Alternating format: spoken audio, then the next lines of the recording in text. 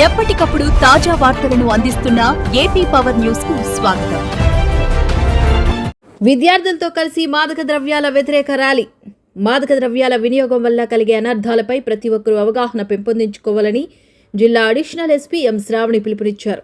ఈ మేరకు శుక్రవారం కసింకోటలో జిల్లా పరిషత్ బాలిక ఉన్నత పాఠశాల, డిపిఎన్ బాలుర పాఠశాలకు చెందిన సుమారు 500 మంది విద్యార్థులతో కలిసి గ్రామ ప్రధాన వీధుల్లో భారీ అవగాహన ర్యాలీ నిర్వహించారు.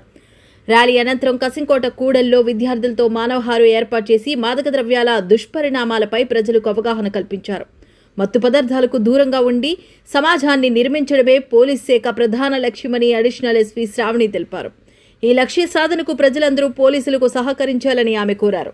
ఈ సందర్భంగా జాతీయ రహదారిపై ప్రయాణించే వాహనదారులు తప్పనిసరిగా రోడ్డు భద్రతా నిబంధనలు పాటిస్తూ అప్రమత్తంగా ప్రయాణించాలని సూచించారు. సిఐ అల్లు స్వామినాయుడు ఆధ్వర్యంలో నిర్వహించిన ఈ కార్యక్రమంలో బీజేపీ జిల్లా అధ్యక్షుడు ద్వారపరెడ్డి పరమేశ్వరరావు, గ్రామ పెద్దలు వేగి గోపి, సిద్దిరెడ్డి శ్రీనివాసరావు, వేగి వెంకట్రావు, దాడి నాగరాజు, బొబ్బరి పవన్, దాసరి బాబు, కామరాజు, సన్యాసరావు, ట్రాఫిక్ సిఐ వెంకటనారాయణ, ఎస్ఐలు లక్ష్మణరావు, సతీష్తో పాటు పలువురు అధికారులు, ప్రజాప్రతినిధులు, విద్యార్థులు పాల్గొన్నారు.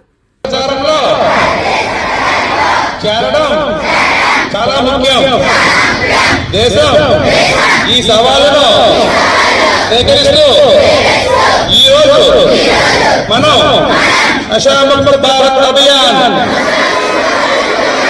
క్రింద ఐక్యమై సమాజం, కుటుంబం, స్నేహితులు